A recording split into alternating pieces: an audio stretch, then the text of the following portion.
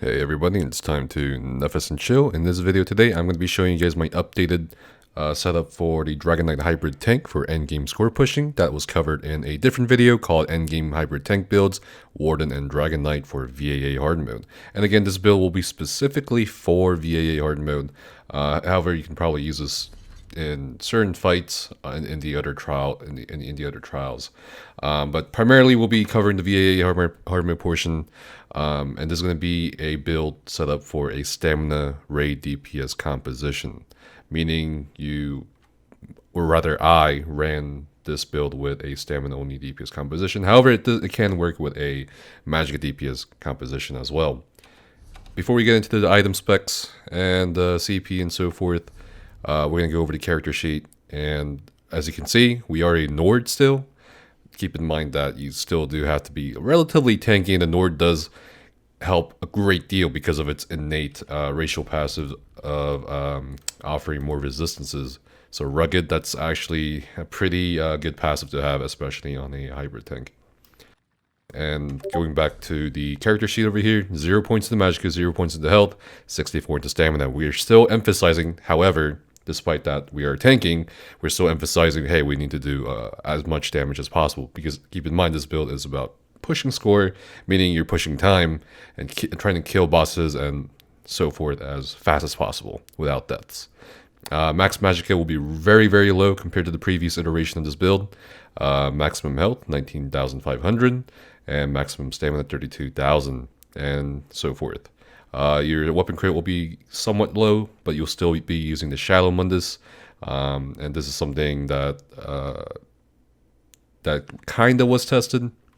In the previous iteration, we had Thief, but I tried out Shadow, and with this setup, it's probably going to be a bit better anyway. Shadow is just that good.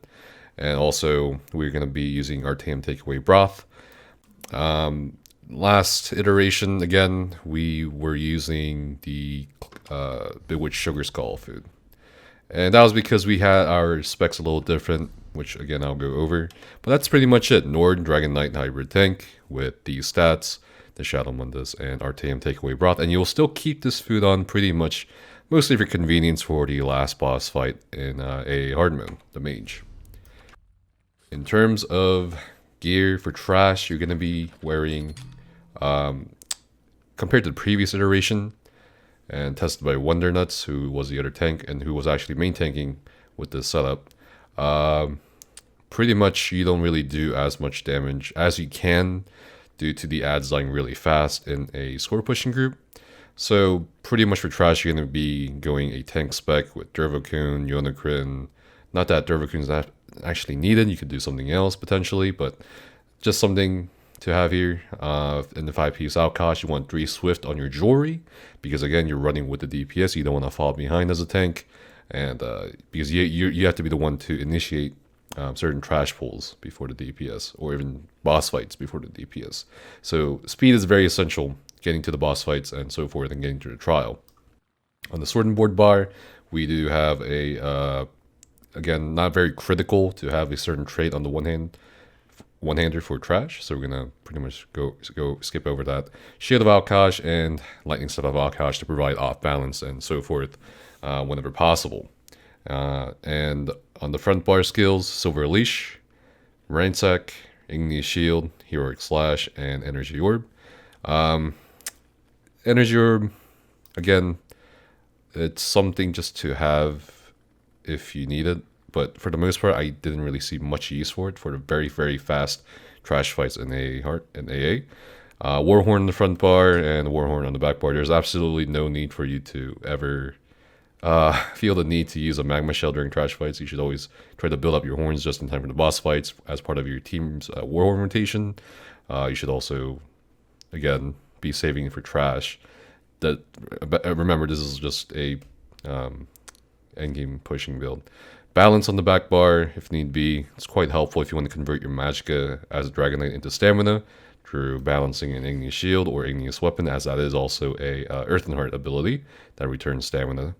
Inner Rage is going to be not what you take. You're going to be taking the other morph of Inner Beast, which is a stand morph and offers 5% extra damage on the target by only you. It does not offer 5% extra damage for other players like Stagger does from Stone Fist or Stone Giant.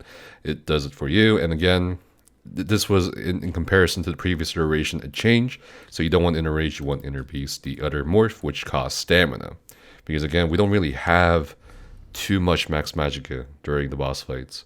And we want to reserve this for other things, if possible. Like igneous weapons, guaranteed. As I was having a lot of magicka sustain issues with the previous iteration, especially during certain boss fights. And of course, you also need magicka for this, and so forth. But yeah, that's the primary reason why we're going to be going from a magicka taunt to a stamina taunt, so ignore that. Blockade of Storms is going to be for trash. Charge of Maneuver, you're going to be using this quite frequently due to its very low duration of Major Expedition post Scalebreaker. So this is going to be used at least 4 times before you even get to the first boss. So this is going to be a massive, massive consumption of stamina, which you need to sort of keep an eye on with potions and using an Earth and Heart ability if need be, and so forth. Igneous Weapons is going to be something you need to use.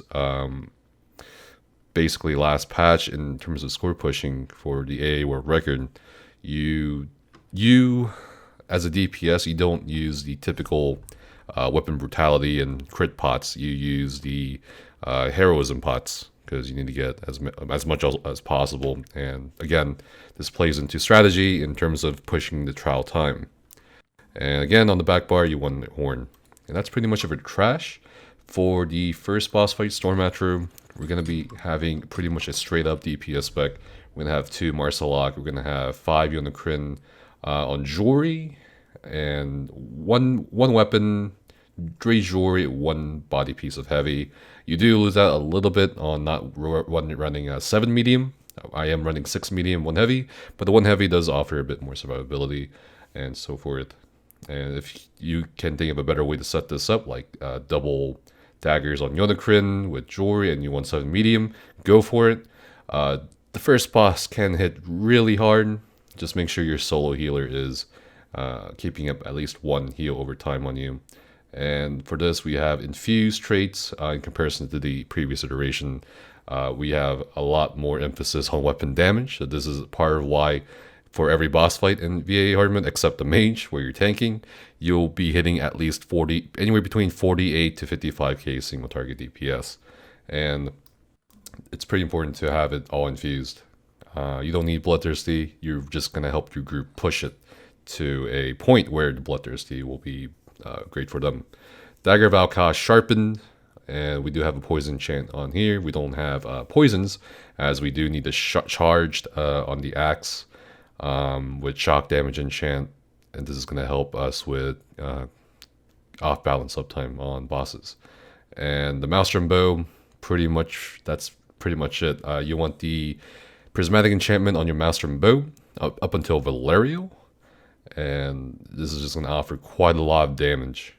And you're probably asking me, well, who's running Crusher for the group? It's the solo healer, and that kind of plays more into the group strategy rather than specifically the tank build, but I'm trying to explain to you guys the context of why we're running certain things.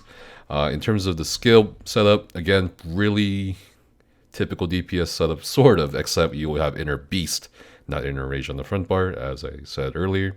Venomous Claw, Stone Giant, Noxious Breath, and Flames of Oblivion on the front bar with Flawless Dawnbreaker to boost our weapon damage up passively through the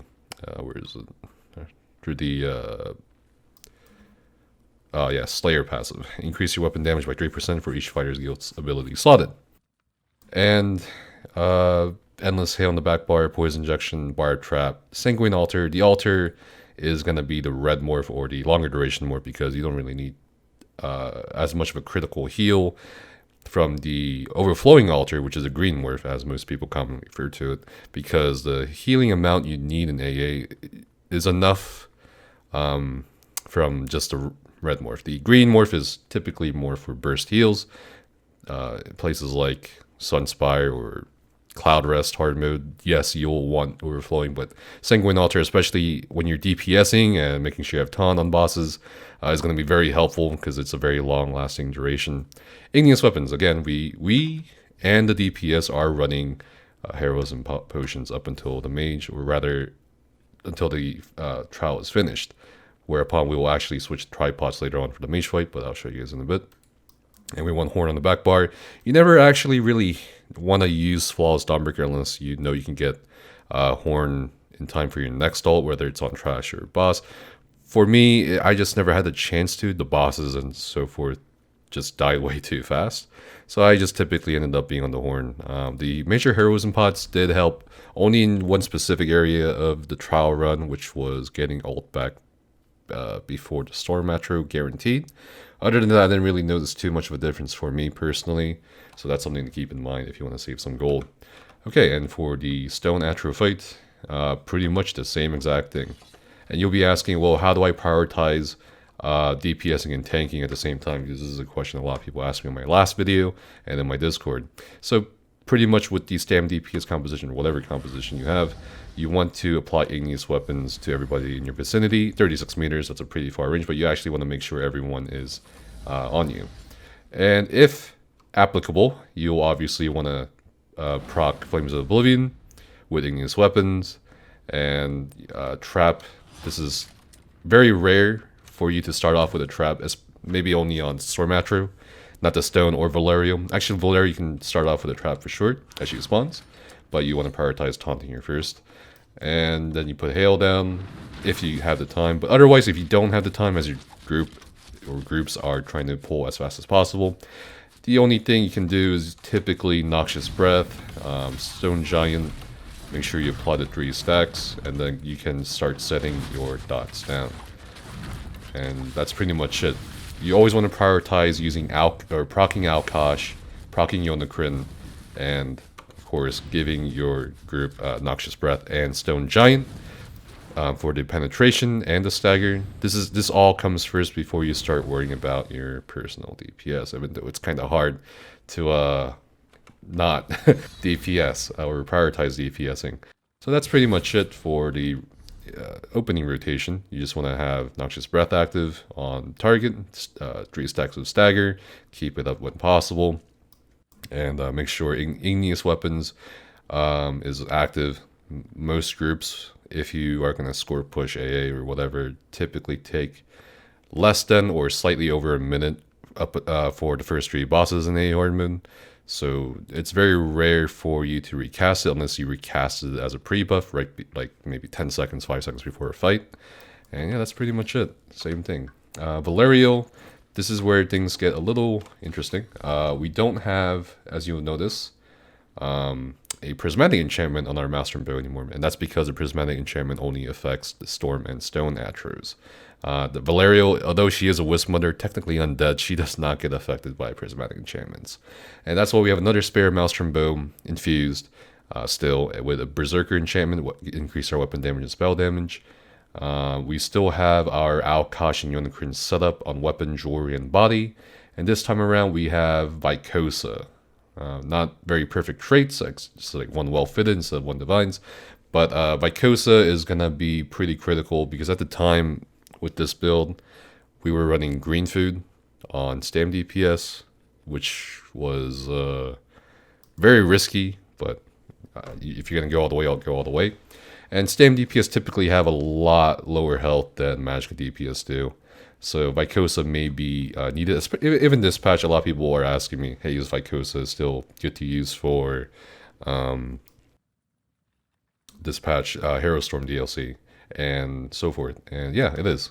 It still is. And this should still, upon bashing Valerio, when she's about to explode, will still affect her enough to the point your group, most of your group, or rather, preferably everyone in your group survive. So that's pretty much it. You replace Veladreth, or rather Marcelok, with Vycosa, and that's it for Valerio. For the last boss fight, we have 2 Turvokun. This helps immensely with the Storm Atros, the mini mages as they spawn within the vicinity of your Turvokun AoE. This helps a lot with the Conjured Axes.